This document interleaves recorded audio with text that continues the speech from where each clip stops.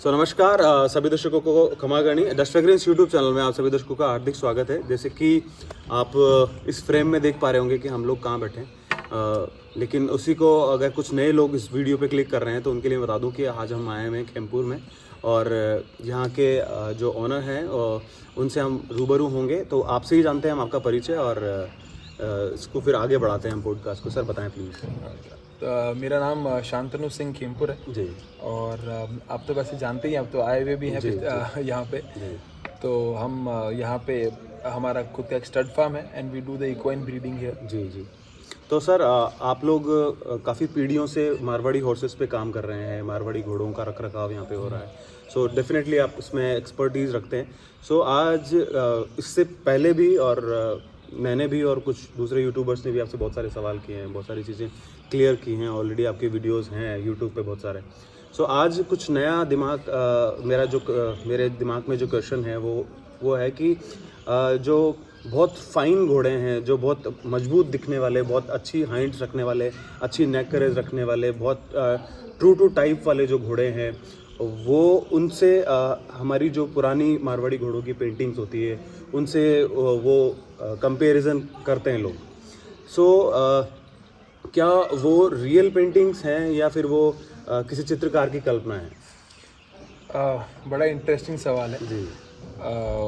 जैसे कि हम पुरानी पेंटिंग्स में देखते हैं, जैसे कि हम सब ने देखा होगा पैलेसेस के अंदर और म्यूजियम्स के अंदर हम एक सिमिलर टाइप के घोड़े। अच्छा, आपने एक बात नोट करी होगी, आपने जितनी भी पुरानी पेंटिंग्स देखी होगी उन सब में जो पुराने घोड़ों की जो पेंटिंग्स हैं, जो स्कल्पचर्स हैं, वो बहुत घोड़ों का जब आपने देखा होगा सिमिलर है। उनका एक सेम बॉडी फ्लो है, उनका एक सेम टाइप आपको दिखेगा। चाहे आप उदयपुर पैलेस के अंदर आप पेंटिंग्स देखो या पुराने किसी चित्रकार की पेंटिंग देखो। तो आपका सवाल ये था कि वो काल्पनिक है, वो वास्तविक है। सही फरमा रहे हैं आप जी। देखिए, ऐसा है सर कि पुराना ज़माने के अंदर जी चित्रकारी एक बहुत बड़ी, आज भी एक बहुत बड़ी कला है, पर पहले क्योंकि फोटोग्राफ्स नहीं होते थे तो चित्रकारी जो है वो हिस्टोरियंस के लिए बहुत इंपॉर्टेंट होती थी, क्योंकि वो फ्यूचर जनरेशन को बताती थी पैलेसेस के बारे में, कल्चर के बारे में, राजाओं के बारे में।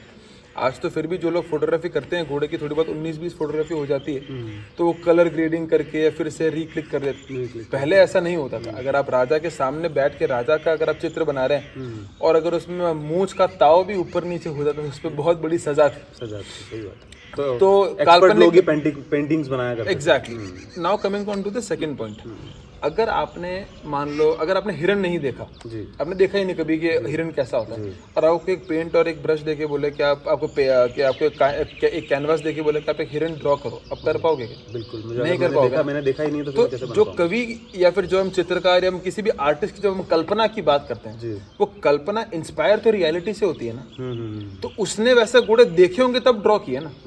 आप समझ रहे हैं मेरी बात को? अच्छा, दूसरी बात, आप उन घोड़ों को ढंग से देखिए पुरानी पेंटिंग्स में, तो वो हाइंड्स बहुत बड़े होते थे पीछे से उनके, जो जरूरी भी है क्योंकि hinds are the engine of the horse. Hinds fail, घोड़ा फेल, तो वहां से बहुत ज़्यादा पावर जनरेट करता है घोड़ा अगर जब उससे चढ़ाई चढ़नी होती है।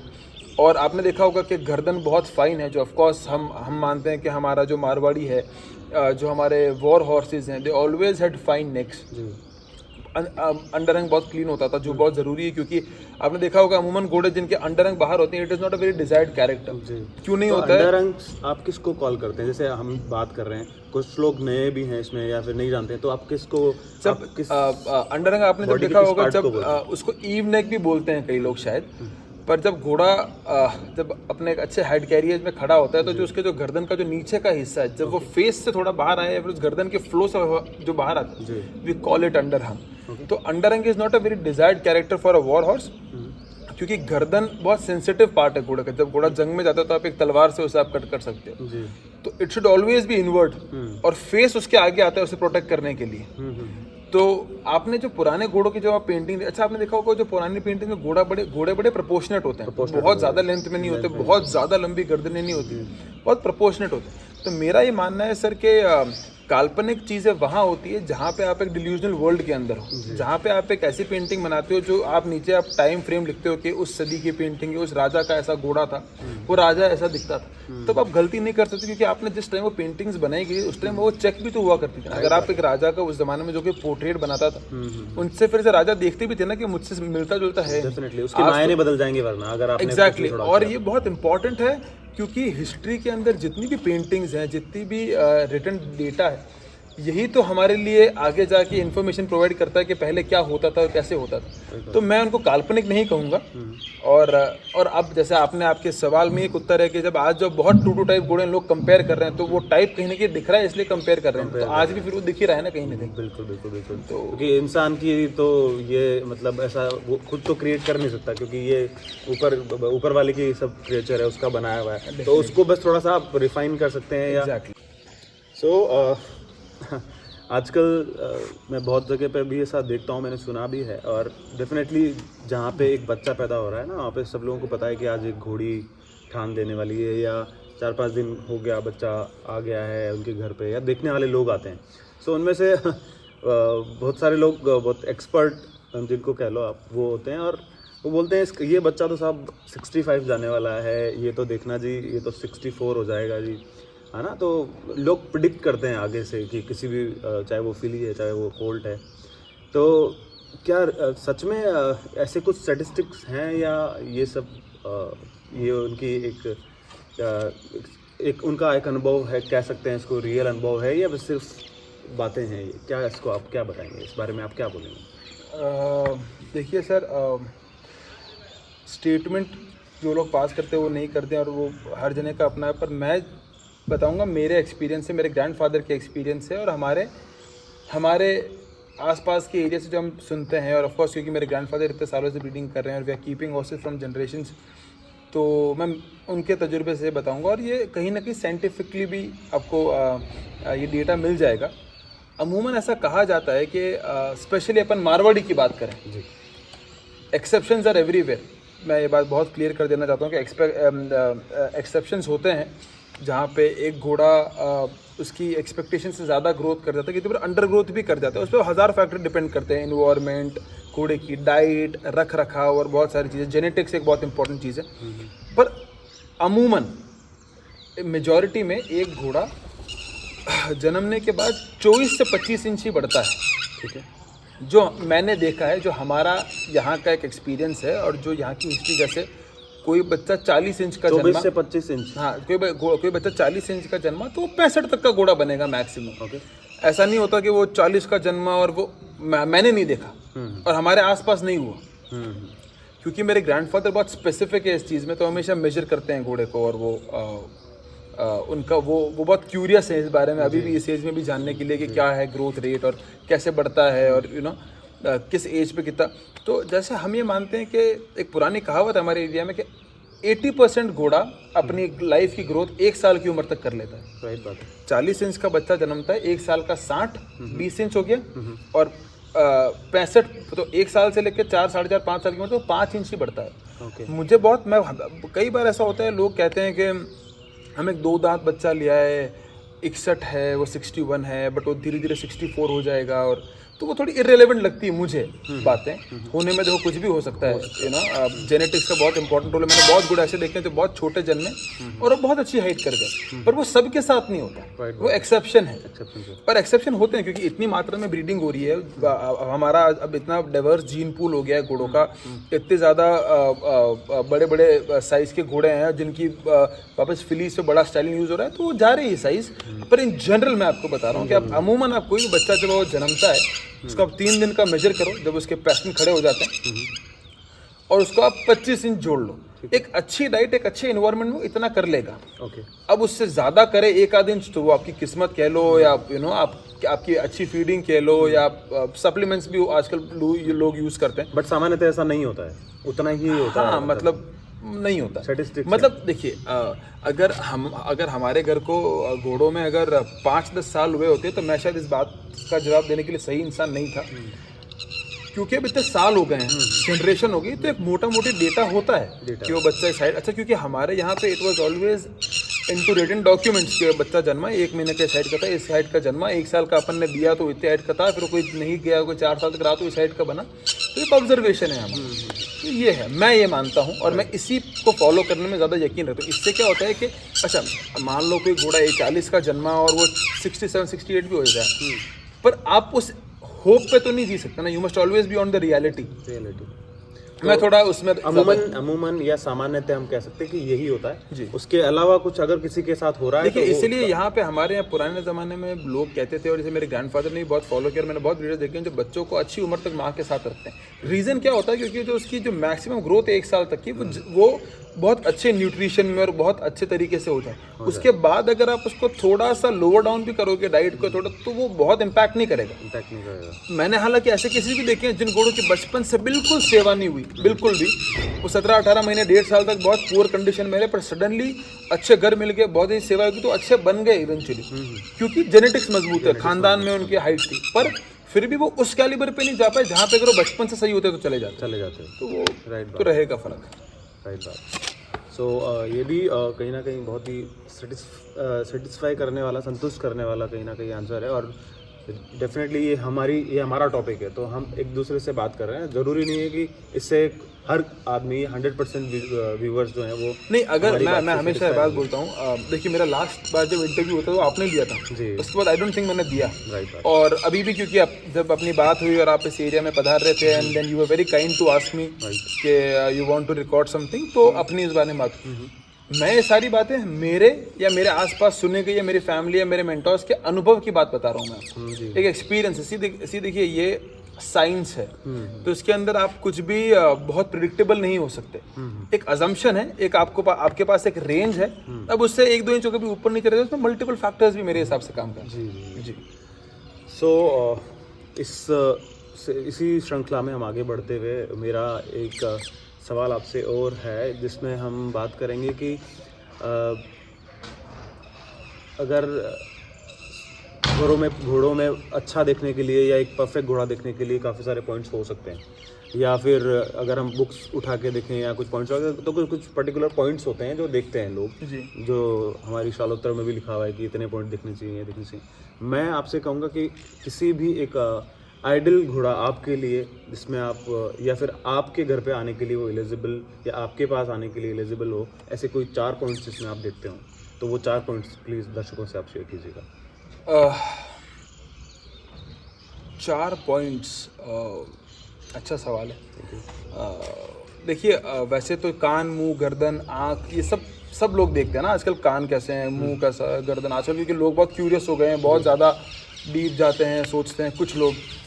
मैं इन सब के, क्योंकि ये सब तो सभी देखते हैं, इसके अलावा कुछ अगर एडिशनल पूछ रहे हैं तो मेरे लिए जो मैटर करता है वो मेरे लिए मैटर करता है, तो घोड़े की स्किन मेरे लिए बहुत मैटर करती है, बहुत ज़्यादा मैटर करती है।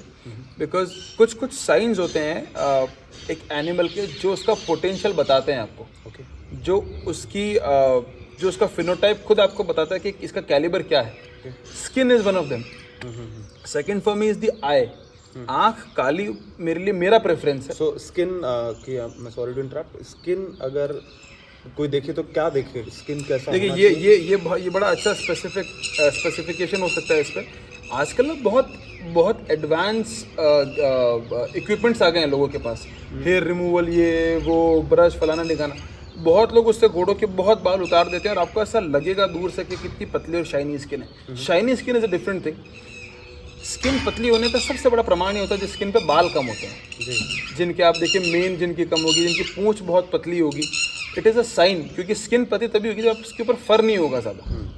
बहुत ज़्यादा फर है तो मतलब कहीं ना कहीं, जैसे मैं आपको बताऊँ, कुछ घोड़े हैं हमारे पास यहाँ पे, जैसे रुद्राक्ष है, ग्रीव है, मैंने बाय गॉड इनके कभी मैंने विंटर कोट भी नहीं देखा आज तक। आई हैव नेवर सीन कि इन घोड़ों पे विंटर कोट भी आया है। कुछ घोड़ों के आता भी है, मैंने देखे हैं, और ऐसा नहीं है क्योंकि हमारे एरिया में सर्दी कम पड़ती है, यहाँ पे भी सर्दी बहुत पड़ती है, बहुत घोड़ों के यहाँ आता भी है, आसपास लोगों के मैंने देखा है। तो मेरे लिए पहली चीज़ है the texture of the skin, which is not defined from the grooming, it is defined from the density of the hair. बाल कितने हैं घोड़े पे, नेचुरली उसको वो कैसा ग्रो। दूसरा आप देखना, जिन घोड़ों की बहुत पतली स्किन होती है उनमें एक नेचुरल श्रीन होती है। एक अरेबियन हॉर्सेज में एक वर्ड है श्रीन, जिसमें आपको एक हल्का सा, हाउ डू आई से दिस, मैं कैसे समझाऊँ आपको, एक हल्की सी चमक आपको दिखती है उनके अंदर। जो ग्रूमिंग ब्रशिंग की नहीं है, वो स्किन का रिफ्लेक्शन, नेचुरल शाइनिंग है वो। दूसरा मेरे लिए आई इज़ वेरी इंपॉर्टेंट, आँख काली होना, थोड़ी बड़ी होना, क्योंकि आँख कार्डिनल पॉइंट है और वो बहुत बड़ा इंडिकेशन है ब्रीड का, बहुत ज़्यादा बड़ा। ओके। तो वो मेरे लिए प्रेफरेंस है, मेरे लिए बहुत इंपॉर्टेंट है। स्वतंत्र देश है अपना, तो कोई कुछ भी माने, मैं तो वो बता रहा हूँ जो मैं मानता हूँ। सही बात है। दो हुए ना। तीसरा मेरे लिए बॉडी का बैलेंस बहुत इंपॉर्टेंट है। जैसे बहुत घोड़े अपन देखते हैं जिनका गर्थ बड़ा छोटा है, टांगे बड़ी लंबी है, टांगे बड़ी छोटी है, गर्थ बड़ा। मेरे लिए प्रपोर्शन जरूरी है।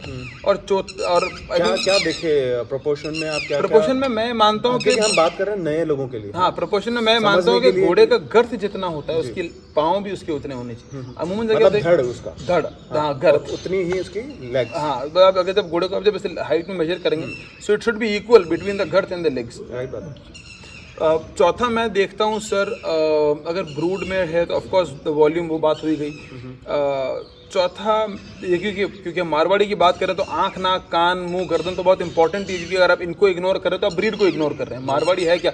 आँख, नाक, कान, मुंह, गर्दन ही तो ब्रीड है, क्योंकि उसके पीछे के तो ऑलमोस्ट सब घोड़ों के सिमिलर टाइप होते हैं। सबको सीधे पैर चाहिए, सबको स्ट्रेट लेग्स चाहिए, सबको क्लीन पैर चाहिए, अच्छा बॉडी बैलेंस चाहिए, अच्छा हैंड्स चाहिए। जो ब्रीड है वो तो आगे ही है ना, आगे से ब्रीड झलकती। तो अगर आप उनके अलावा जो आप स्पेसिफिक 4 पॉइंट पूछ रहे हैं, तो मैं जो 4th पॉइंट मैं देखता हूँ वो होगा घोड़े की स्पिरिट। ओके। मेरे लिए वो बहुत इंपॉर्टेंट है। स्पिरिट भी सर देखिए एक बहुत ना इंटरेस्टिंग सब्जेक्ट है, क्योंकि बहुत लोग कंफ्यूज हो जाते हैं एक तेज घोड़े में और एक बदतमीज घोड़े में, और ये मैंने बहुत देखा है। और I think this is your favourite subject ना, स्पिरिट अगर की बात करते हैं। हाँ, ये फेवरेट सब्जेक्ट भी, क्योंकि हमारे ब्रीड का कैरेक्टर है। हाँ। अब ये किसी का फेवरेट सब्जेक्ट नहीं भी हो तो भी ये नेसेसिटी है ब्रीड की। जैसे मैं आपको बात बताता हूँ कि बहुत सारे जनों को मैंने देखा है, जब कोई घोड़ा बहुत तेज है, आपको राइड नहीं करने दे रहा, और ये तो बदतमीज है। बदतमीजी बहुत अलग है। बदतमीज घोड़ा होता है जो काट रहा है, लातें निकाल रहा है, ओबे नहीं कर रहा है, वो मालिक खुद को हार्म पहुंचाना चाह रहा है। मतलब गरम होने का मतलब, तेज होने का मतलब नेगेटिव सेंसेस में नहीं है। हाँ, नहीं, तेज घोड़ा is a spirited horse, it's a war horse, alert horse. हाँ, ऑफ कोर्स, जो उसकी एनर्जी है, जो अच्छा, आप देखना एक बात देखिएगा, मेरे दादा हुक्म फरमाते थे पुराने टाइम में घोड़ियाँ होती थी, हमारे आसपास एरिया में भी थी, और जालोर में आप देखेंगे जिन घोड़ियों को उनके मालिक के अलावा कोई खोल नहीं सकता था। जैसा किसी किसान ने बांध दिया एक पेड़ के, अब कोई उससे नहीं खोल सकता अलावा उसके करीब। आज जैसे हम कहीं भी जाते हैं, किसी मॉल में, तो आप कार पार्क करते हो तो आप चाबी क्यों है आपके पास? कि भाई वो आपका एक व्हीकल है, nobody can use it without your allowance. Right. तो ये ब्रीड का कैरेक्टर है। ये बहुत सारे जने इसको उनको तो बहुत तेज घोड़ी है, अड़ियल खराब क्या होता है? घोड़ा है। अगर आप जो लोग अच्छे राइडर्स हैं, आप कभी भी देखिएगा, उनका एक बहुत अच्छी लाइन मैंने पढ़ी थी कहीं, जो कहते हैं कि the horse is never wrong. घोड़े की कभी गलती नहीं होती है, सवार है जो अगर आप गिरे भी हो तो आपकी गलती। तो मैं उसको बहुत, सवार की गलती हो सकती है, मालिक की गलती हो सकती है, उसने कैसे अपब्रिंगिंग, कैसा उसने क्योंकि घोड़ा जो है वो बहुत सेंसिटिव एनिमल है। ये कभी भी नेसेसरीली डिस्टर्ब नहीं करता लोगों को, until unless it's not trained that way। तो मैं ये बात मानता हूँ कि ये बड़ी इंपॉर्टेंट और इंटरेस्टिंग चीज़ है। स्पिरिट होना बहुत जरूरी है। बदतमीजी बहुत अलग चीज़। बदतमीज घोड़े बेचारे वो होते हैं जो बचपन में टॉर्चर्ड रहे होते हैं, या शादी ब्याह वालों को कूट मार हुई होती है, तो ये बेचारे इश्यूज के चक्कर में उनको बहुत ज़्यादा टॉर्चर किया होता है। तो तेज होना तो बहुत इंपॉर्टेंट है। जो मैं देखता हूँ घोड़े बिल्कुल खींच के ला रहे हैं और सीधे खड़े हैं, और वो आदमी पूंछ पकड़ के ऊपर चढ़ रहे हैं, पैरों की भी, ये घोड़ा नहीं है वो करने वाला। मैं ये बात मानता हूँ। तो ये मेरा परसेप्शन है, और ये मेरा विजन है, मेरी सोच है। बाकी तो इस तरह के 4 पॉइंट्स आप घोड़ों में देखते हैं। और हाँ, पर्सनली मैं इनको अप्रिशिएट करता हूँ, और मैं नहीं भी लूँ किसी और के पास, जो मैं देखूंगा तो आई वुड अप्रिशिएट इट कि भाई मेरी नज़र में देखिए, हम लोग अभी लड़ रहे हैं मारवाड़ी के बारे में। पॉइंट इज, मारवाड़ी क्या है? Marwari is the war horse from the desert region of India, Rajasthan. हमारे राजस्थान का जंग का घोड़ा है, जो पुराने ज़माने में हमारे एंसेस्टर्स के साथ था, और ये उसी बैटल फील्ड्स के लिए तैयार किया। इसलिए आप इसकी अलर्टनेस आप देखिए, जो अच्छे स्टाइलियंस आप देखोगे पुराने बेल्ट के, तो इनमें बहुत अलर्ट है। घर की फाटक की बजेगी तो they'll turn their heads over there. भले ही घोड़ी नहीं है, इंसान भी आ रहा है तो they would be very alert कि कौन आ रहा है, कौन जा रहा है। फिर मैं इस चीज़ को बहुत स्ट्रांगली मानता हूँ। तो मेरे लिए ये चीज़ें बहुत इंपॉर्टेंट है। और अब मारवाड़ी की अपन बात करें तो मारवाड़ी हॉट ब्लडेड, और वॉर हॉर्स की सबसे बड़ी क्वालिटी है कि these are the hot blooded animals. तो when you say hot blooded animal, it needs to be spirited, that's what it stands for. तो मेरे लिए वो हाँ मतलब एक आम आदमी के लिए तो घोड़ा, सब घोड़े घोड़े ही हैं, हाँ है ना, लेकिन अगर मारवाड़ी घोड़े को अगर कुछ चीज़ अलग बनाती है तो वो ये सब चीज़ें हैं, एग्जैक्टली। है ना। और अगर इसको हम डिटेलिंग में जाएं तो फिर तो और ज़्यादा इसको एलेबोरेट किया जाता है, और आप कर सकते हो। सो मेरी क्यूरियोसिटी ये है कि आप जैसे आपने घोड़ों को जब बचपन में शोज़ में गए होंगे तब से लेके शोज़ में छोटा है बच्चा है, देख रहा है कि ये क्या देख रहे होंगे, और से लेके अब मैं क्या देखता हूँ और मुझे क्या किन चीज़ों का नंबर देना है, वहाँ तक क्या सफ़र आपने जो किया है, तय किया है। सो नए लोगों के लिए कुछ टिप्स उसमें से आप कुछ बातें आप बताएं। देखिए, ने बड़ा इंटरेस्टिंग सा सवाल पूछा है। आई थिंक मैं पहली बार मेले में गया था जब मैं बहुत छोटा था। आई थिंक वो बालोतरा था जब मैं पहली बार जिस मेले में गया था, तिलवाड़ा मेला। तिलवाड़ा। और फिर अब मैं 2 सालों से मुझे कुछ शोज़ में जजिंग करने का भी अवसर मिला।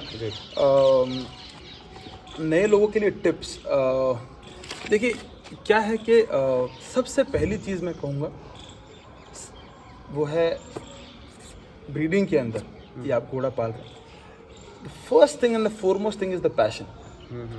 आप देखिए, बहुत दुख की बात है कि मेरे ग्रैंडफादर हम कभी ऐसे डिस्कस करते हैं, मुझे हमेशा कहते हैं कि मैंने एक जर्नी देखी है जब हमने एक ज़माने में 20,000 में घोड़ी खरीदी थी। उस टाइम जो बहुत महंगी घोड़ी कहलाती थी, और आज दुनिया मतलब करोड़ों से 10 करोड़ से ऊपर की बातें होती है, और 15 करोड़ की हम सुनते हैं लोगों ने लिए दिए बेचे करे। तो सबसे इम्पॉर्टेंट चीज़ है सर पैशन, क्योंकि आज हम जिस मार्केट में सर्वाइव कर रहे हैं it has become highly commercial. आज मैं आपको बात बताता हूँ, मैं कई ऐसे लोग जानता हूँ, कई जिनको घोड़े से कोई लेना देना नहीं है। उन लोगों को आप बोलेंगे सर आप इस घोड़े के मालिक, क्या आप आपके स्टाइल को लगाम लगा के बाहर निकाल सकते हैं क्या? बहुत कम लोग आपको ऐसे मिलेंगे जो बोलेंगे हाँ नहीं, हम बहुत एक्टिवली हमारे घोड़ों के साथ वर्क करते हैं, वी गिव देम राइड, हम बैठते हैं, लगाम लगाते हैं, बाहर निकालते हैं हाथ फिर। आजकल क्योंकि इतनी बड़ा ये पूरा एक माहौल हो गया है कि आप पार्टीज अटेंड कर सकते हो, आप दुनिया भर का दारू पी सकते हो, आप गेट टुगेदर कर सकते हो, आप लोग बहुत अच्छे पैसों में डील कर सकते हो, और आप एक लाइफस्टाइल मेंटेन कर सकते हो, और जो एक सोसाइटी के सामने एक बहुत बड़ा रिफ्लेक्शन है कि इनके पास घोड़े हैं, क्योंकि आज के टाइम में ये कहीं ना कहीं एक लग्जरी सिंबल भी हो गया है।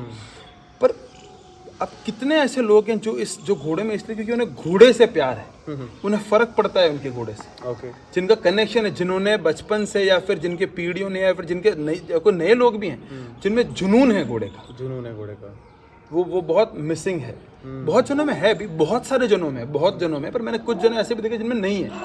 आज अगर पता पड़े कि कल को कोई कहे कि अगर गधे भी करोड़ों के बिक गए, तो वो हो सकता है अगले दिन गधे में भी कूद जाए, क्योंकि एजेंडा घोड़ा गधा नहीं है, एजेंडा फाइनेंशियल सेक्टर है, उसको बिजनेस की तरह देख रहे हैं कहीं ना। और देखिए वो गलत भी नहीं है। देखो मैं बताता हूँ, क्योंकि मैं एक बात मानता हूँ, देखिए आज जो बेस्ट डॉक्टर्स होते हैं ना, या कोई बेस्ट इंजीनियर्स होते हैं, कोई बेस्ट साइंटिस्ट होते हैं, इनके पीछे बहुत बड़ा ये बेस्ट अपने फील्ड में इसलिए होता है क्योंकि इनकी जो एजुकेशन हुई होती है वो एक बहुत अच्छे इंस्टीट्यूट से हुई होती है, और उनका होमवर्क बहुत होता है। कितने ऐसे लोग हैं जो घोड़ों में होमवर्क के साथ आते हैं? बहुत सारे जनों की मैंने देखा कि अच्छा 10 जनों ने बोला घोड़े से में पैसा है, ये होता है, ये वो इंटरेस्ट जागा, एक जोश जागा, फेसबुक पे घोड़ा देखा, बैंक बैलेंस चेक किया, अच्छा है पैसे, चलो जाओ ले लो।